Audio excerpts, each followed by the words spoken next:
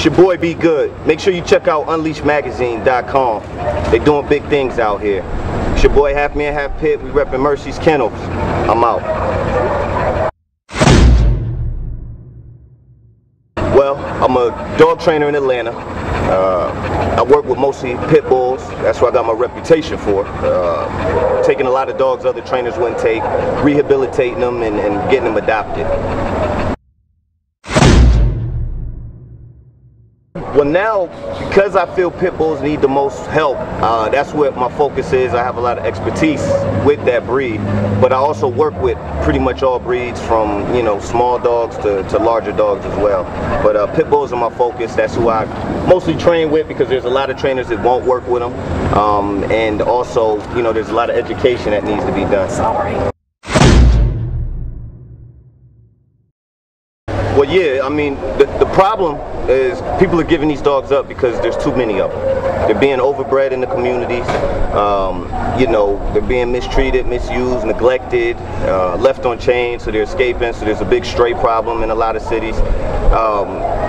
You know, everybody wants a pit bull for that image and all that kind of stuff, to try to appear tough and, you know, all kind of different purposes. But you know, that's one of the main reasons for the problem, the overpopulation.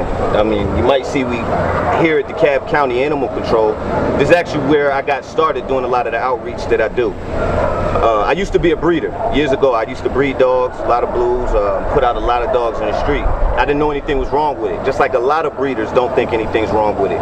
When you're coming up with in tough conditions, you know, you're looking at it like, well, I could keep selling these drugs, or I could breed these dogs over here. And this isn't illegal, so I'm gonna do this. And sometimes it's an easy choice to make. You know, it starts with survival, you know, and a lot of people from the outside don't understand that. But like I said, this is where I actually came here for the first time and saw the problem. I saw how many dogs were getting put down, and I didn't want to be part of the problem no more. I wanted to be part of the solution. Remy, the girl you see me with right here, she actually came from DeKalb about 3-4 years ago. She was the first pit that I actually rescued. And I walked in here and I saw her and fell in love with her. I saw that she was actually going to get put down that day. And I went through a rescue. Rebecca with Shelter Angels, and she actually pulled the dog out for me, and I've had her ever since then. And she's been working, helping rehabilitate other pit bulls. I mean, she's a great dog, great with kids, great with people.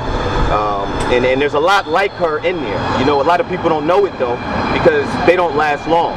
You know, I was waiting for the train. All right, sit. You know, there's a lot of good dogs like her in there, but a lot of people don't know because they get put down. And their time isn't as long as some of the other breeds. You know, if they turn them in, there's a few days, and sometimes it's only a few weeks, you know, before they get put down. So, you know, my focus is trying to educate, you know, and people to make the right decisions. You know, we preach a lot of spay and neuter. You know, DeKalb is a program now. Anybody in DeKalb County, if you want to get your dog spayed and neutered, they're doing it for free, you know, and things like that really make a difference, because a lot of people don't have the resources to pay for vets and to get the dogs, you know, spayed and neutered if they want to. So programs like that help promote responsible pet ownership. And even if you don't spay and neuter, the thing that I'm concerned with is at least be knowledgeable, you know, I'm not against breeding if you're maintaining the integrity of the breed. If it wasn't for breeders, we wouldn't have all the dogs that we have today. But there's an integrity that should be applied, and a lot of people are just throwing any two dogs together, and that's part of the overpopulation problem. You know, my focus with my organization, Mercy's Kennel, that me and GK started, is that we want to keep the dogs from getting in here. We want to educate the people. We want to help the dogs, you know, and provide resources that people don't even know are out there. You know, these commercials that you see on Animal Planet and stuff like that, I mean, some of these people, you know, in rougher conditions, they don't even have cable. You know, it might be a decision of, okay, I got to eat today, I got to pay the rent, I got to pay the gas, light, something got to go. I got to choose which one it is. You know, and those are the kind of decisions where it's like, all right, we don't see these commercials on Animal Planet and that kind of stuff. It doesn't reach us, you know, and that's what the problem is. You know, it's that there's a gap between the resources and the people that really need them. You know, and that's what my focus is. You know, with all the rescues out here, we can pull dogs out of here every day and get them fixed. It's still not going to we're not going to catch up to the millions of dogs that are getting put down every year. You know, so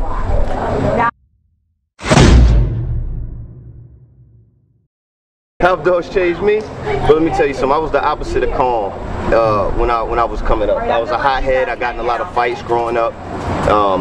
You know, quick to fly off the hands over the smallest little thing. And I'm gonna go see if I can figure dogs helped me be calm. You know, I was adopted. You know, and you know, I've been through some trouble. You know, little cases here and there, nothing serious. Well, I mean, I didn't do serious time, but the cases was kind of serious. But I relate to these dogs being in here. I relate to the dogs because I was adopted, so I relate to them of the whole process of being chosen. I felt like I was chosen, and having dogs helped me tap into my calmer side.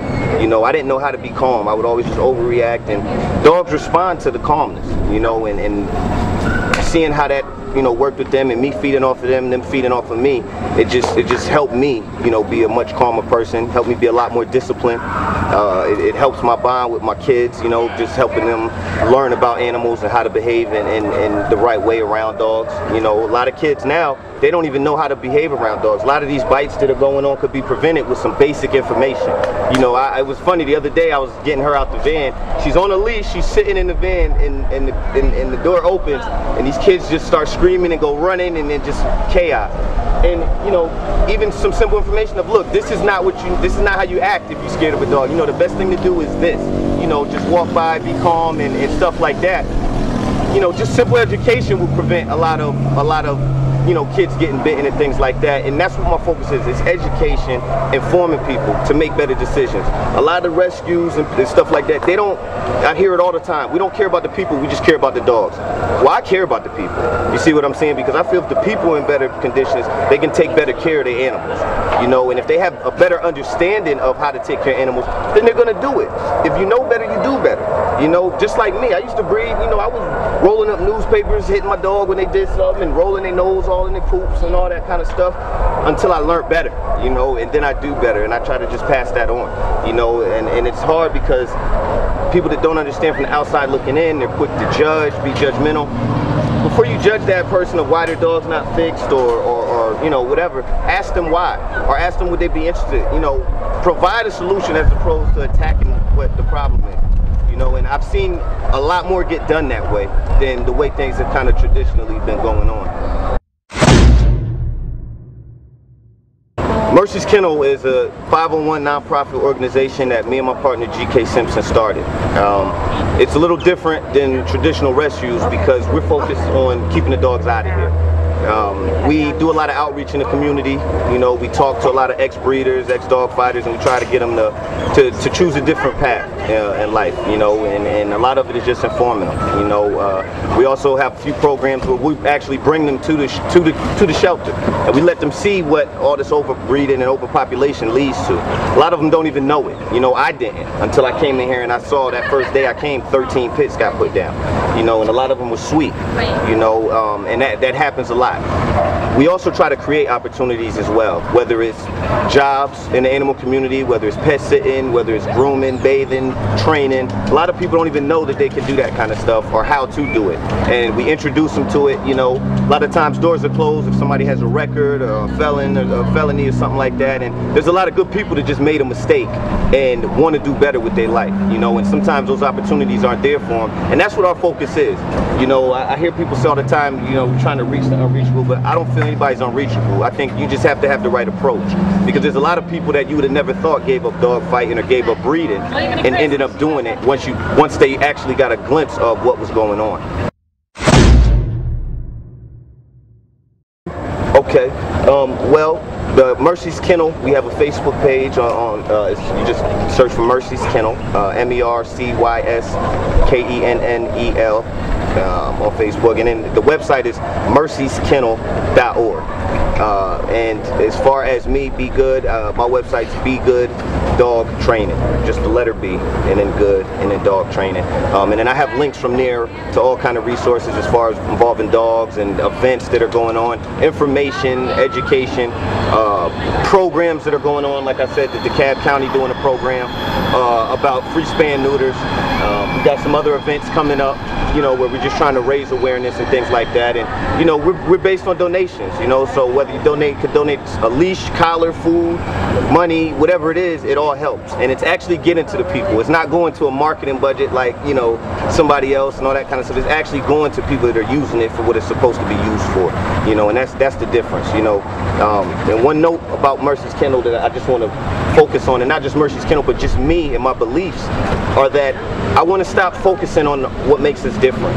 A lot of times, whether it's the media or certain people, they try to distract you with differences and keep you from paying attention to the real problem. And I want to shift the focus to the real problem. You know, a lot of people, you know, they say, okay, I don't agree with spaying and neuter and things like that. Well, that's fine. I'm not going to let our difference in that stop us from working together for the greater good. You know, I got breeders that help out with some of the free training classes that we do in the communities that can't afford trainers. You know, they might not agree on certain topics, but we come together, you know, and work together. And that's what we need more of. You know, stop worrying about the differences. Focus on the things that we have in common. We all want to do better in life. We all want better. And we love these animals, you know, and let's inform the people that don't have the information. And that's what's really going to make the change.